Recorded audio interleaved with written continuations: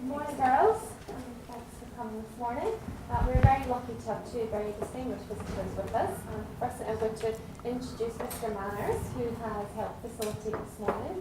And Mr. Manners works for Mannkal Economic and Education Foundation. So you might actually have a little look at that after the presentation this morning. So I'll introduce Mr. Manners, who will then do the rest of the introduction. So enjoy. Thank you so much. I'm very proud to be here at PLC. Our family's got a very happy connection with PLC. My daughter Sarah attended PLC some years ago. She's now living in England. But attending PLC made all the difference to her life. And she'll tell you that if she ever meets up with any of you. Also, coincidentally, the two gals that really are running the student programs in our Mannkal Foundation, Emma Crisp, who's been doing it for the past 3 years, is from PLC, and Felicity Carrageorge, who's now commenced and will be running it for the next few years, also from PLC. So somehow there's a very strong PLC connection at Mannkal Foundation. And we've sent so far 600 very bright young West Australians to economic internships or scholarships or conferences right around Australia and overseas. And that's put us in touch with so many young people, and I tell you, they helped me. They give me such good advice. They brought me into the present century. I reckon I'm the only 76-year-old guy with a QR code on his business card. So that's saying something. So I've left a few of these little, and the Mannkal scholars that we have working with us put together a little 6-monthly report that they gather together some of the activities and news of who's been where. So that's the commercial. Now, how I got to know Professor White, we're both members of the Maastricht Society, which is about 500 economists and other concerned citizens from all around the world, and that was set up by some economists in 1947. Friedrich Hayek and Milton Friedman and a bunch of other people put the Maastricht Society together, and we meet each year in different parts of the world, which gives us a very good insight into the economies of so many different countries. So we've been to, I think since 1978 I've been attending these conferences. It gives you really the inside information on so many countries, and we've been to Iceland and US and Hong Kong, and last November we were in Turkey together, analysing how Turkey is emerging as a powerhouse. It's the only country with a growth rate as high as China. So there's amazing things happening around you. So I've watched Professor White give talks in so many of these conferences. He's quiet, unassuming and modest, but he sure can handle difficult questions. So while he's talking to you today, get your questions ready. And some of the questions last night were quite stimulating, and I mean, people your age and some people we had last night were curious to know what sort of economic advice is the US getting, for instance, that enables them to go and borrow money from China and go to war and have so many wars without hitting the taxpayers. And who's giving the economic advice to the Greek government? I mean, to borrow money from Germany so they can pay welfare to their people who once were productive and worked for a living. It's really, really bizarre what's going on. But think of all these questions, and please ask Professor White, because he's ready for you. Okay. Thank you. Thank you, Ron. Well, it's a pleasure to be here. I've not been in Western Australia before. I've been in other parts of Australia. I, 25 years ago, spent 6 weeks in Canberra, to which the usual response is, I'm sorry to hear that. But really, it wasn't so bad. And I'm very happy to see you have a Billabong packet there. I'm carrying my Billabong wallet, which I picked up last time I was in Sydney. But I want to talk about financial crises and sovereign debt crisis, because the global financial crisis has kind of metamorphosed. It started out as a banking crisis, and now it's become a sovereign debt crisis, meaning governments can't pay their debts. It used to be banks couldn't pay their depositors back. Now it's governments can't pay their bondholders back. How do I advance it? There we go, sorry. Now how do I go back?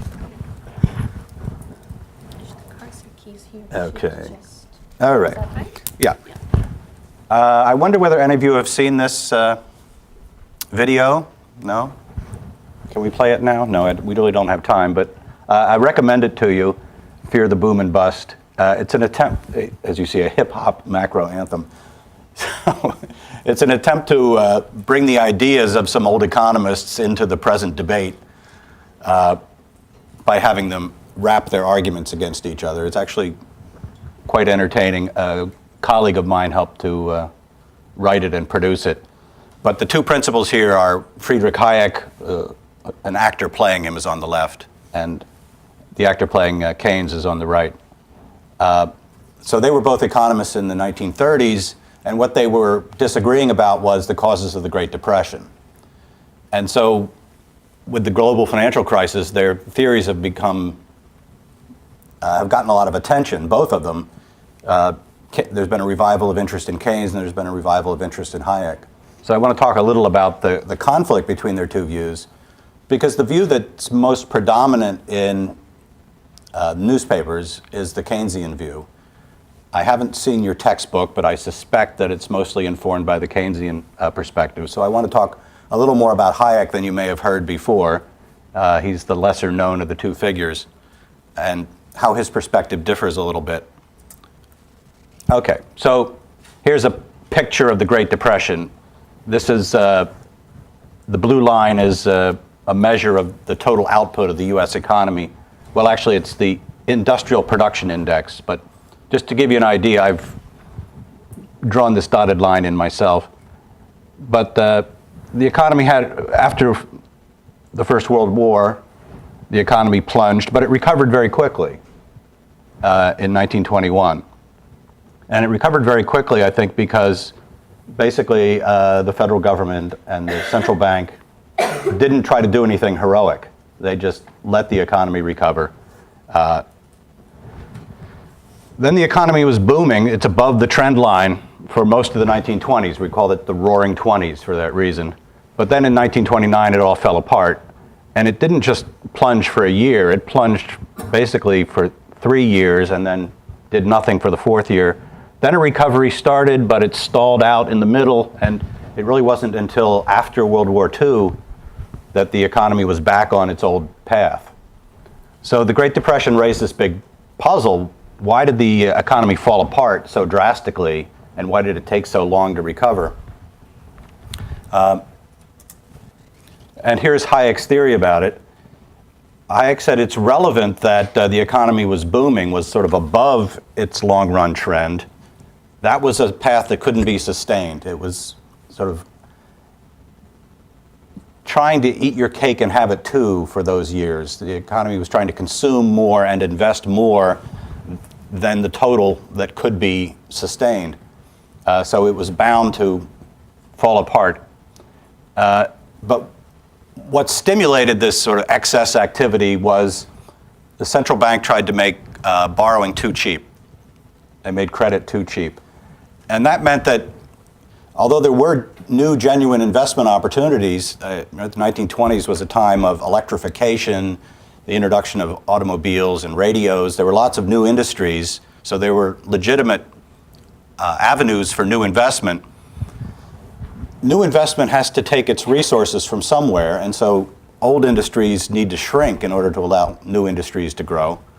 But that process of bidding away the resources will make interest rates go up if the central bank doesn't intervene.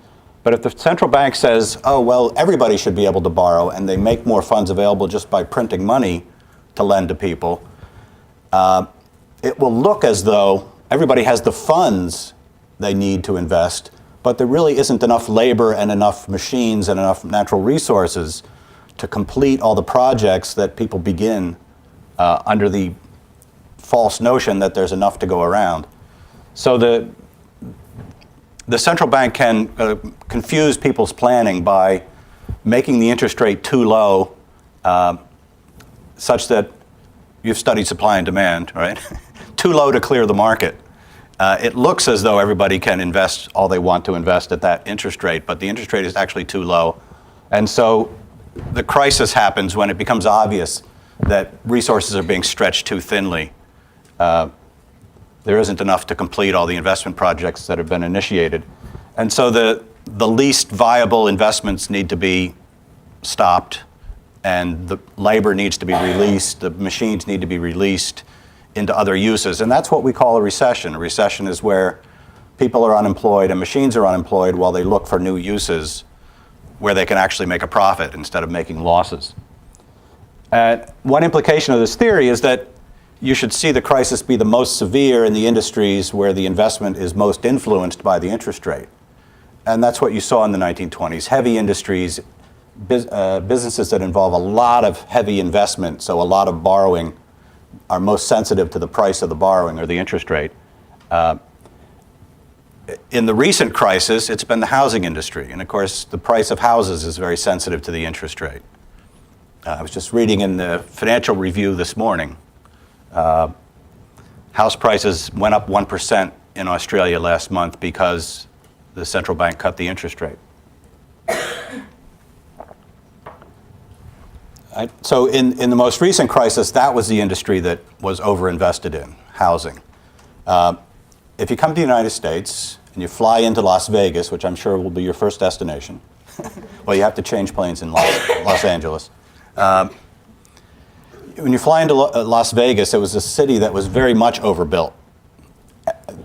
They seemed to think everybody in the world was moving to Las Vegas. But when you fly in, you can see these half-built communities where they've set out the roads and maybe the foundations of some townhouses, but then they didn't finish them.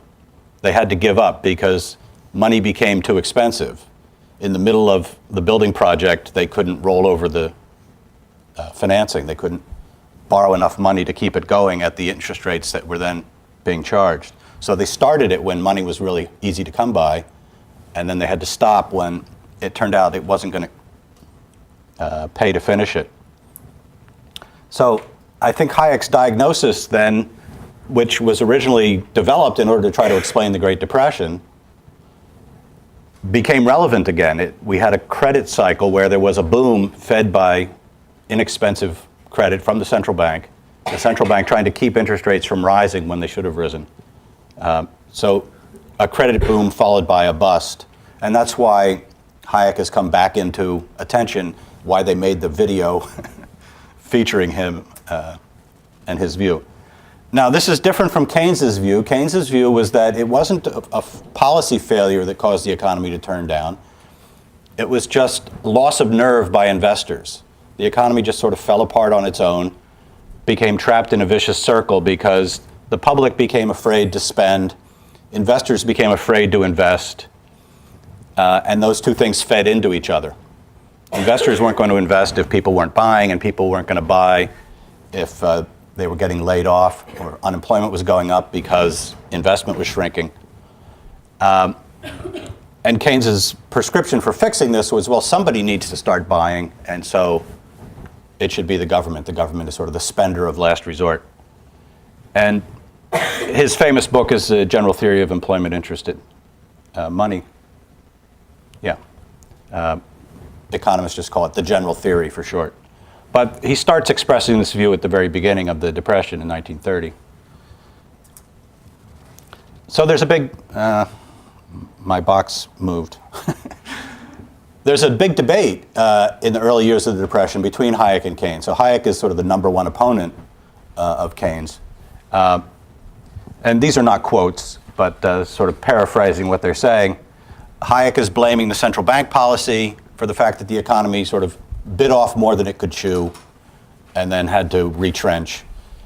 And Keynes is saying, no, everything was fine up until, for some unexplained reason, investors lost their nerve, or animal spirits was the phrase he's associated with. The animal spirits turned negative. It didn't depend on any disturbance from the central bank. It was either due to, well, a combination of investors stopped spending and the public stopped spending, which he expressed by saying if people save more, they put workers out of work, because if they stop buying goods, employers can't hire them. Hayek's rejoinder is, well, wait a minute. Usually when people save, they put their money in the bank, and that makes more funds available for the bank to lend. So there's a mechanism that coordinates the plans of savers with the plans of investors. If people want to save more, that'll make banks able to lend more, and in order to lend more, banks are going to have to charge a lower interest rate, right? So a shift in the supply of loanable funds will drive down the interest rate. But Keynes denied all that. He said, no, there's nothing that coordinates that market. And so that was sort of the theoretical basis for their dispute. But ultimately, Keynes' theory became much more popular among economists.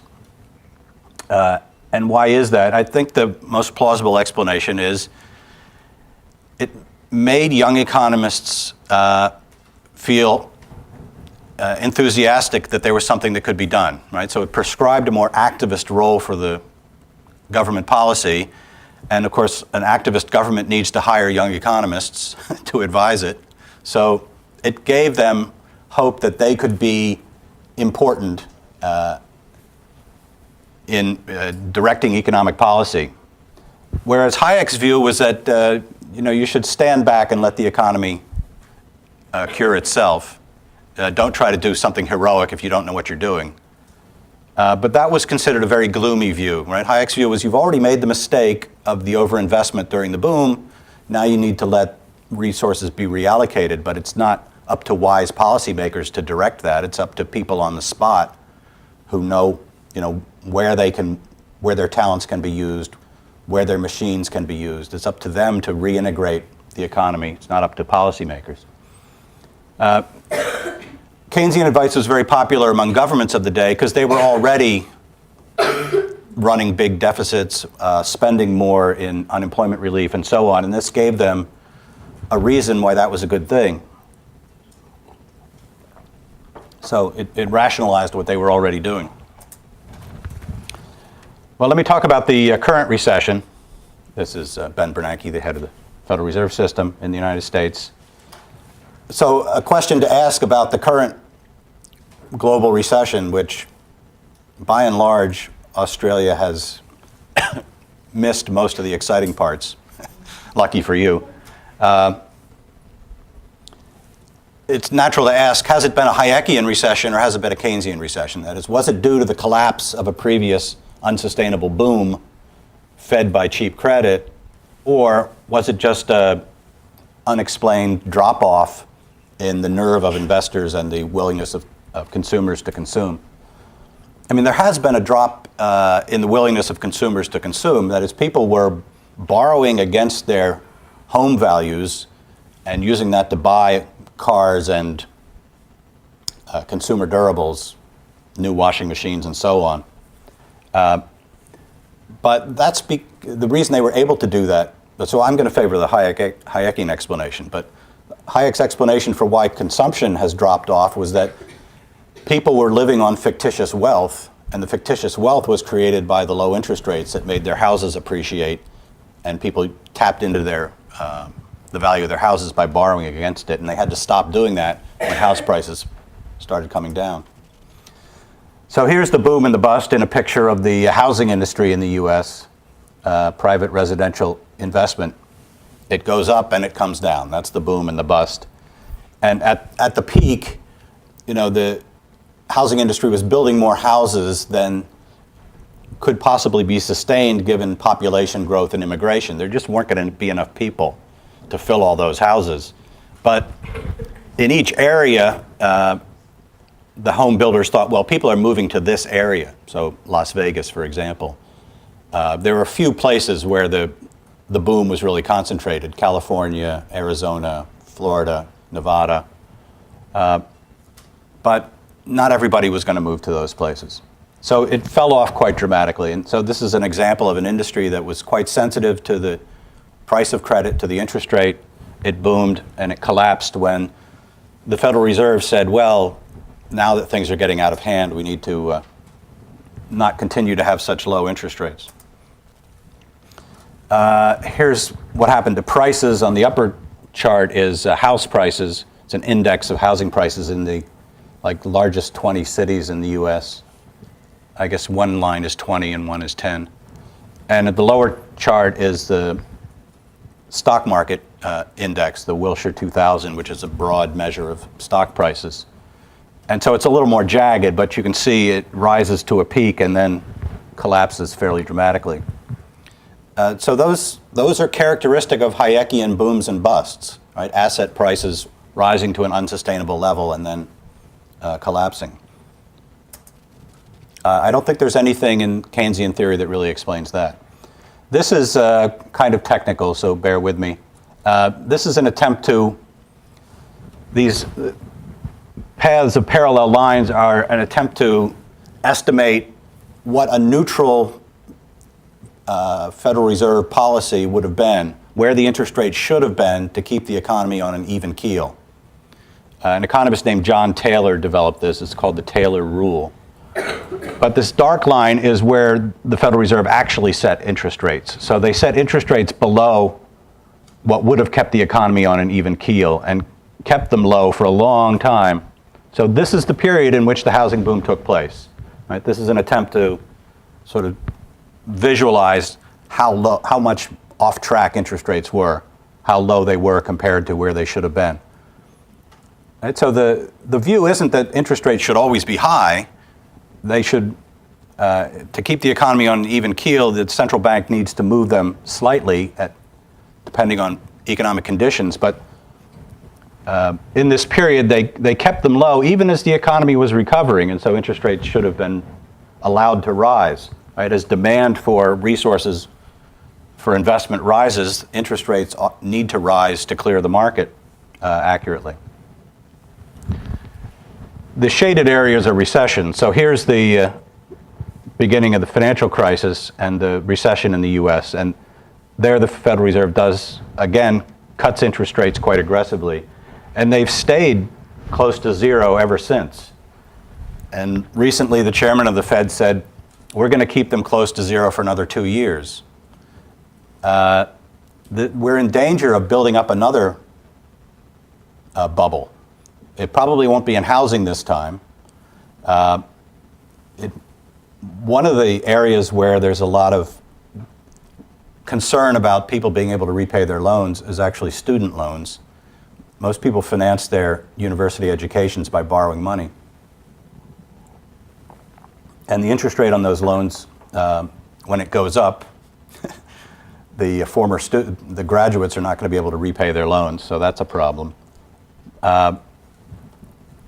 But there's also been a lot of money pouring into government bonds. And now we find out that governments are going to have a hard time repaying their bonds, especially their IOUs, especially in Europe. So here's a picture of the bust. So this is kind of like the first diagram I showed you where this is not industrial production, but real gross national product, a measure of total output in the economy. And there's a rising trend between recessions, but then a sharp drop. And here there's been a fairly strong, there's been a recovery. It's not back up to the old trend yet. And employment growth has been rather weak in the United States. But there has been some recovery, and yet the central bank hasn't raised the interest rate yet. It's still very close to zero, which is very strange, very unusual. Can't possibly be the long-run policy, can't possibly be sustained forever. So, in the US and in Europe, you've had housing booms collapse, you have high unemployment, even higher in Europe than in the United States, but then it's usually higher in Europe than the United States, but above any sort of long-run normal level. What do we do about that? The Keynesian economists who kind of dominate the press, probably the most famous Keynesian economic columnist is Paul Krugman, who writes for the New York Times and is nominally at least a professor at Princeton University. I say nominally because I don't know how he would have time to actually teach any classes. He's jetting around the globe giving speeches. Well, of course, I shouldn't criticize that. the Keynesian prescription is just have the government spend more. But that's become increasingly problematic when governments are heavily indebted already. Where are they going to get the money to spend? Right? In a depressed economy, they're not going to get it from tax revenue, so they're going to have to borrow it. But if they borrow it, then lenders become increasingly skeptical that the debt can be paid back. If it gets big, the debt gets big relative to the economy's output, relative to GDP, then lenders begin to get skeptical. And when they get skeptical about the ability to repay, what are they going to demand? When the government of Greece says, we'd like to sell you some more bonds, what do you say as an investor? Well, you're going to have to pay me a very high interest rate.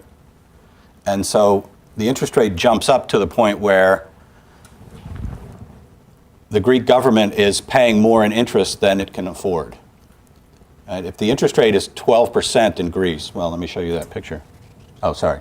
I'll get to that in a second.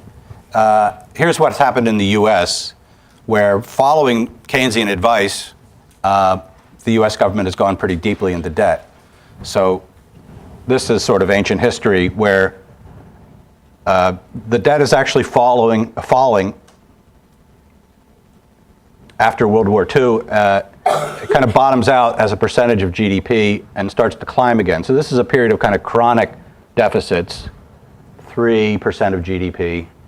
There's actually a period of remission where the ratio falls under Clinton.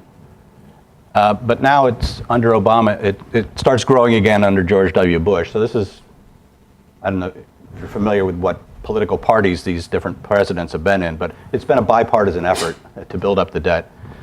And now it's taken off like a rocket. And during the recession, you could say, well, they couldn't help it.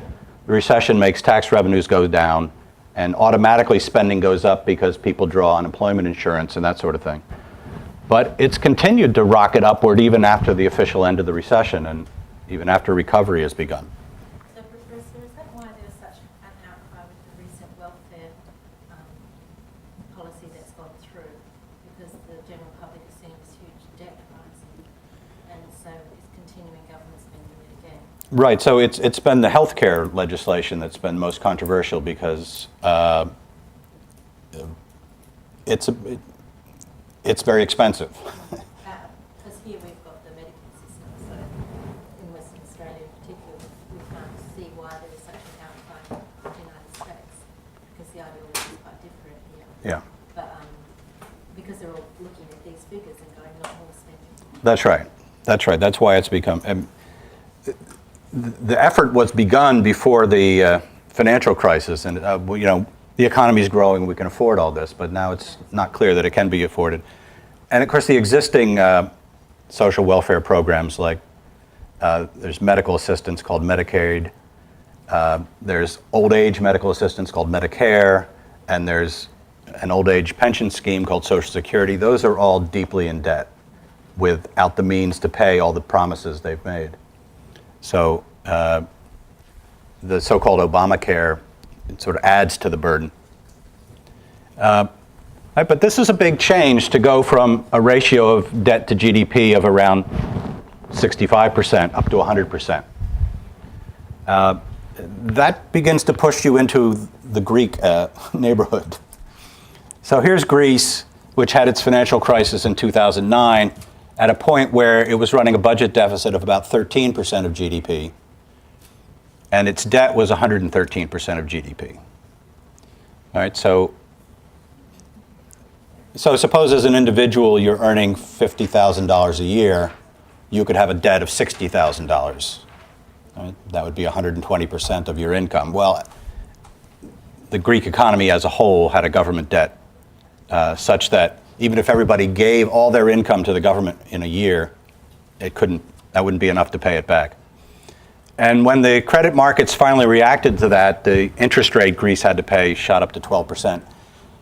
That was just in the short run. It's currently even higher than that because it's pretty clear that Greece is going to default on its debts. That is, they're not going to pay them back on time. They've already required the bondholders to take about a 50% cut in what they're going to get paid.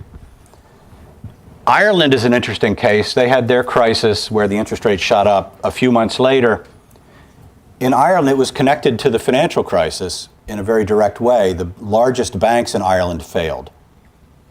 Their investments went bad. They had made lots of mortgages that were not being paid back. So they didn't have enough money to pay back their depositors. And the Irish government said, well, we need to bail them out.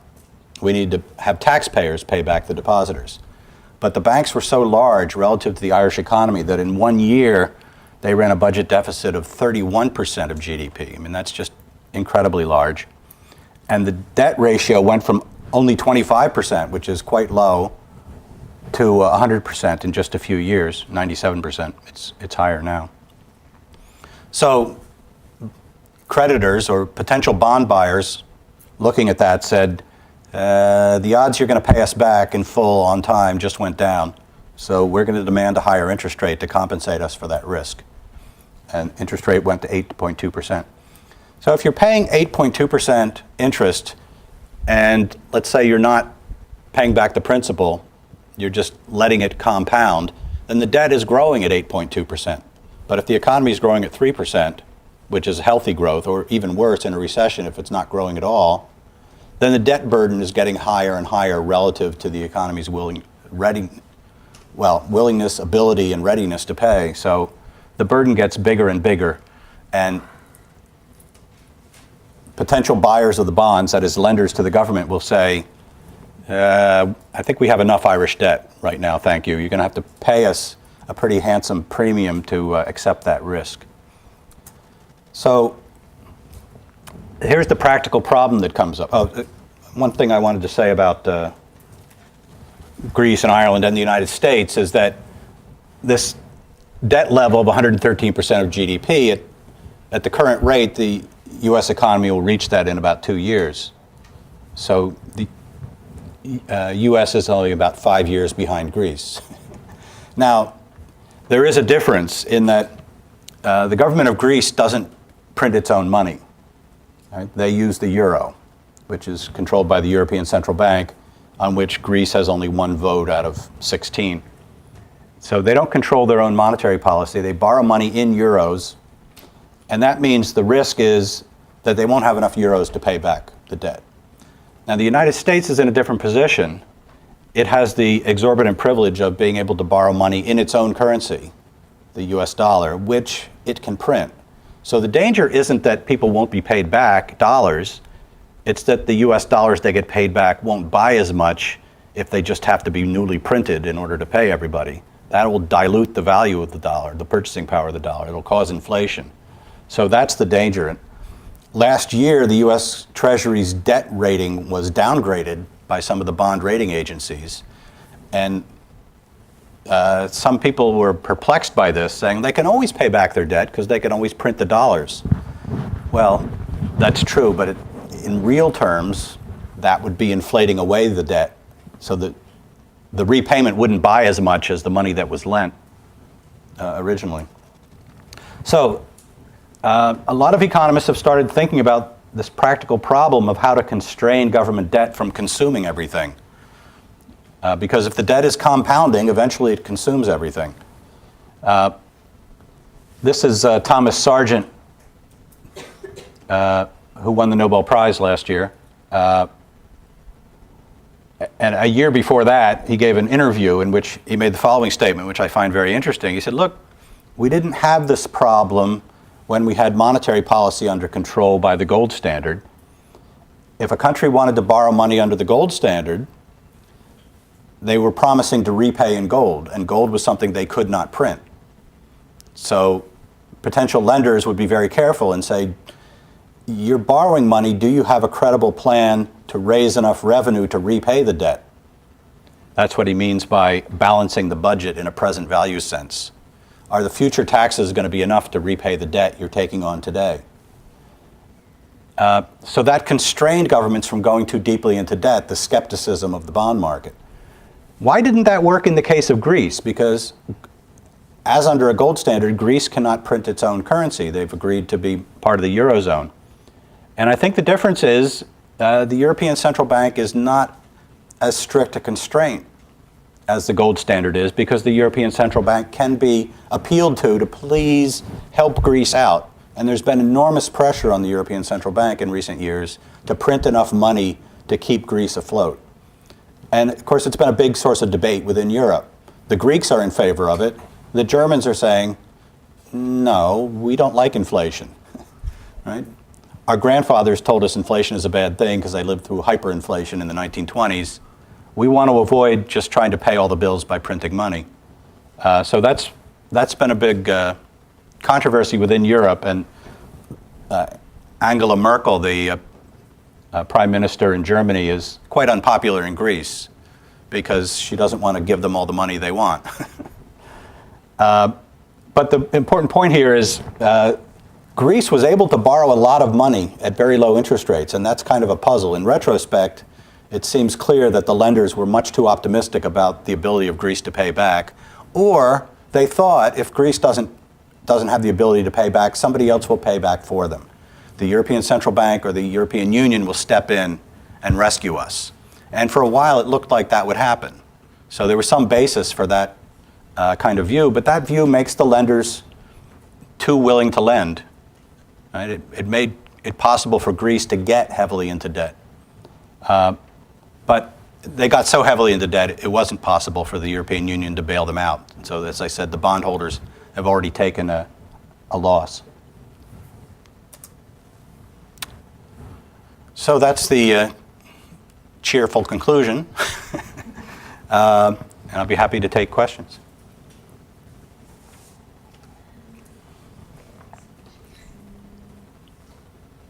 So are there any solutions? We looked at Europe Mm-hmm. recently, and they suggested 3 viable solutions. Most of them would not agree to. Okay. Germany would love it. So are there any viable solutions? I don't think there's any, well, there hasn't been any way to avoid Greece defaulting. They've done it. I don't think there's a way to avoid Spain defaulting. They're too deeply in debt. And so I think it's going to have to be defaults and reorganizations and renegotiations of lending. But the people who lent to those sovereign borrowers are just going to lose part of their money.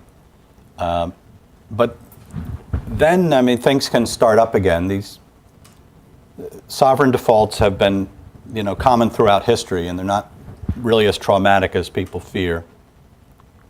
It does mean that it's going to be hard for Greece to borrow in coming years, but that provides a useful discipline. It's going to be harder for Spain to borrow in coming years if they default, but at some point, I mean, there is a budget constraint. Resources are scarce, and that has to be recognized. So even governments have this budget constraint where every dollar they spend, they have to get from somewhere. If they don't get it from tax revenue, then they have to borrow it. But if the borrowers become unwilling to lend to them, then they have to constrain spending. Now, just recognizing this sort of accounting fact has become controversial. Critics who, in my view, are just engaging in wishful thinking, call it austerity. Right? It's considered austerity if you say, look, you can't stay on this path of spending more than you're bringing in. You either have to raise your tax revenues or you have to cut spending. Preferably cut spending, because raising tax rates has a more depressing effect on the economy. But as long as somebody else is willing to pick up the tab, say for the Greek government, then they'll do that. They'll take the money as long as they can. But at some point, the taxpayers in Germany are going to say no. And it's surprising to me there hasn't been more of a protest by taxpayers in Germany yet, although they're being asked to shoulder an increasingly large burden. There have been taxpayer movements now in Finland and in the Netherlands and in Denmark and in some other countries that are relatively healthy in Europe and are bearing the burden of trying to extend additional credits to Greece and Spain, Portugal and Ireland. But at some point, what's the expression? You can't get blood from a turnip, or is it from a stone? Stone. I forget, what's the turnip expression? So ultimately, everybody has to live within their means, and if the gifts stop coming. So, yeah, I don't see any magic bullet. I don't see any easy way out. I certainly don't think that Europe can spend its way out of the problem or print money its way out of the problem. That doesn't create real resources to repay the debtors. So there's going to have to be a reorganization process, and there's going to have to be some kind of constraint recognized by the legislatures of the countries that are deeply in debt. Yeah. You said that the Keynes model after the Great Depression was Right. socially accepted. Hmm. Is that because he was more politically popular? Yeah, well, that's kind of two sides of the same thing. I mean, I think it was more popular among economists as well as journalists and the general public. I think because it was more politically popular, maybe that's just another way of saying it was more politically popular, it provided advice that was easier to take. It seemed more pleasant. It seemed more hopeful, more optimistic. And Keynesian policies did seem to work when they started to be implemented in the 1960s. There was a decade in which it looked like additional monetary ease really was reducing unemployment. That was one of the key predictions of the Keynesian model, that if you are willing to tolerate a little more inflation, you can have lower unemployment. And it's more important to have jobs than to avoid a little bit of inflation. But it all fell apart in the 1970s when people started to come to realize that we're living under inflation. Workers started to say, well, I want a cost of living adjustment. And at that point, unemployment began to go up along with inflation. And the whole idea that you had to choose one or the other kind of fell apart. And I think we learned that there isn't a trade-off between inflation and unemployment. If you want a healthy, growing economy, you need to keep inflation low. And unemployment is a problem for the labor market to resolve, not for monetary policy to try to paper over. Yeah. Do you think it's possible for living standards to go back, negative? Because obviously they've been going up. So Yeah. Yeah, I mean, and there are plenty of examples of countries that have seen their living standards decline. Now, in the short run, you can have negative growth in the recession, but that usually is brief, just a year or two. In the United States, we had 2 quarters of negative real growth. But in the long run, it's certainly true. And one of the most distressing examples or sad examples is the case of Argentina. Around 1900, Argentina and Australia were 2 of the wealthiest countries in the world measured by income per capita. And Australia has continued to be at the top of the table. But Argentina just fell apart because they elected governments that tried to intervene very heavily in the economy under Juan Perón and his party. And they basically destroyed the business climate in Argentina. And the economy sort of fell into underdeveloped status. I recommend going to Buenos Aires to see it. It's quite remarkable. There are boulevards that were built during the boom years that look like Paris. They're just beautiful. And then there are slums that look like Mexico City, right? Because the economy has not done well since about 1930. It had a decline in real living standards, and certainly relative to the rest of the world, dramatic decline. Yeah, so bad economic policy can put an economy into decline. Now, there's kind of a horse race between economic policy and the natural growth of the economy due to technological improvements mostly. So the economy can continue to grow even with interference in the working of the economy, but you have to, if the interference gets too strong, then you can have negative growth. Yeah. Do you know, from looking in hindsight, if the EU is going to tighten its conditions to entry? Because obviously when it was first set up, Yeah. it did have rules about no bailouts and GDP debt ratios. Yeah. So under the Maastricht Treaty, a country was not supposed to have more than a 3% budget deficit and not supposed to have a debt to GDP ratio of more than 60%. We now know that Greece cooked the books in order to get in.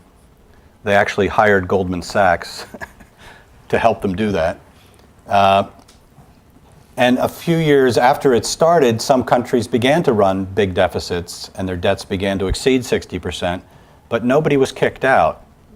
And so the rule for entry became sort of not binding once you fudged your way in. And the danger in that, I mean, the reason they had that rule to begin with is that a country that's heavily in debt wants more inflation. They want more inflation to erode the real value of the debt they have to repay. With inflation, their tax revenues go up, but the IOUs don't change, so they're more able to repay their debts. And so they wanted to avoid that kind of pressure by having these fiscal rules. But what was your original question? Can they reinstate the rules, or? If they're going to actually put them in place. Well, the current negotiation that's going on is that the government of Germany under Merkel is saying, we're not going to bail indebted countries out anymore unless they agree to some stricter fiscal rules. In particular, what's called a debt brake. Government spending can't grow faster than tax revenue in recent years.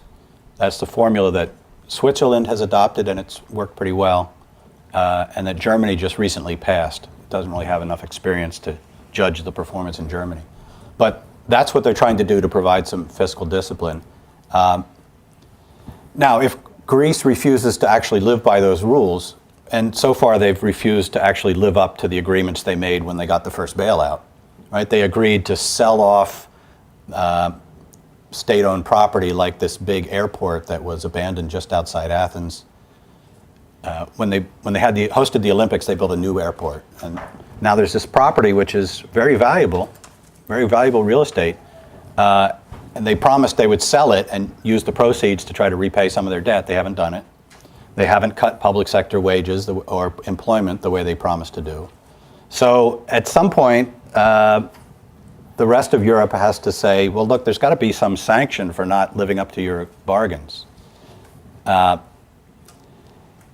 It really isn't credible to say we're going to kick you out of the out of the Eurozone. It's actually beneficial to the other countries to have Greece using the same currency. It saves a lot of hassle.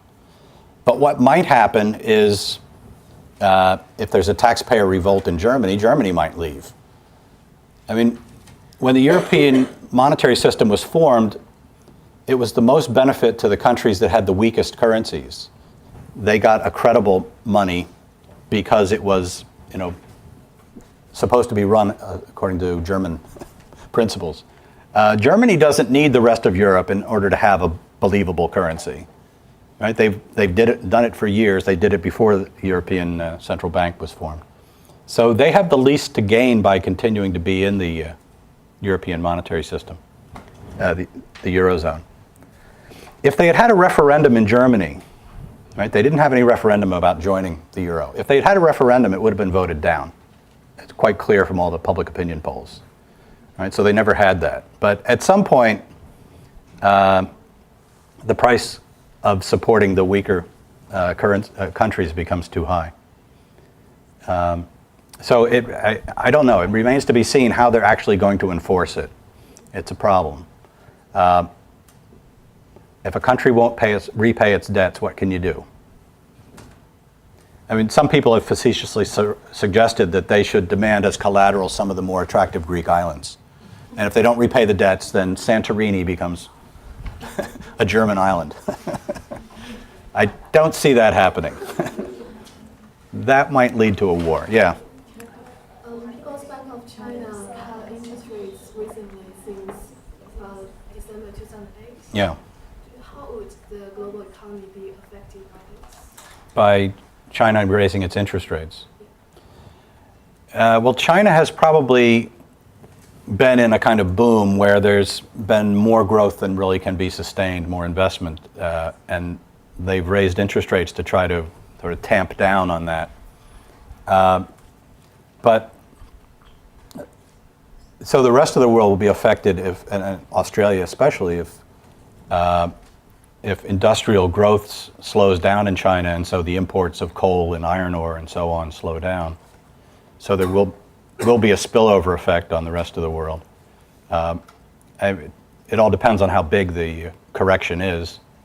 I mean, there are signs in China of sort of classic overinvestment boom where there are entire cities that have been built that nobody's living in. Right? That's not a good sign. That suggests that there was overbuilding. So I think there's some kind of correction coming, but whether it's going to be abrupt or more gentle, I don't know. Yeah. You know how you were talking about default before? Yeah. Is that like bankruptcy for like a country? It is, yeah. So bankruptcy is a legal proceeding where the creditors say, we're tired of not being paid. They go to the court, and the court says, okay, stop. We're going to divide the assets of the company up and pay off the creditors however many cents on the dollar we can. There isn't any exact analog when a country refuses to pay, right? You can't go in and seize the assets and divvy them up. Right, so default means they stop paying their debts on time. And it's a little messier because instead of every creditor getting an equal share, the creditors are fighting to be first to be paid. And so there have been proposals for having a kind of bankruptcy-like procedure to regularize these things. In practice, the International Monetary Fund has gotten involved in this kind of way, coming in after a country can't repay and trying to organize how much all the debts are going to be scaled down so everybody who is owed money gets at least something. But yeah, it's quite disorderly when a country goes into default. But there isn't any sort of established procedure for dealing with it. So that if you buy Greek government bonds, you're on your own. One last question Yeah. before you sum. Australia relies quite heavily on foreign investment into our country. Mm-hmm. With the crisis in America and in Europe, what sort of implications will that have for levels of foreign investment into Australia? Well, I'd have to think about that. It's not something I've thought about. I mean, it could go either way, couldn't it? Because there are fewer places to invest in the U.S. that look very promising, and so that may bring investors here. I mean, since I've come here this week, it's occurred to me that I'm getting 0% on my bank account in the U.S., and inflation is 3%, so I'm losing 3% a year. Here, I can at least get a positive interest rate. And the exchange rate, when I convert it back into US dollars, is likely to be actually more favorable than it is today. So maybe I'm going to start investing here. Right? So that would attract funds from the rest of the world if it's the last place that's growing. So I don't know whether you've seen a slowdown. But the way it could go negative is if the people who are investing go bankrupt. Right? Then they're not going to be able to extend more credit. So I'm not sure which way it would work. Okay, sorry to interrupt. I think we probably Okay. could have gone on for a good bit longer. Questions there. But unfortunately, Professor White and Rowan do need to leave us. So if you would join me in extending our thanks to them for... Thank you.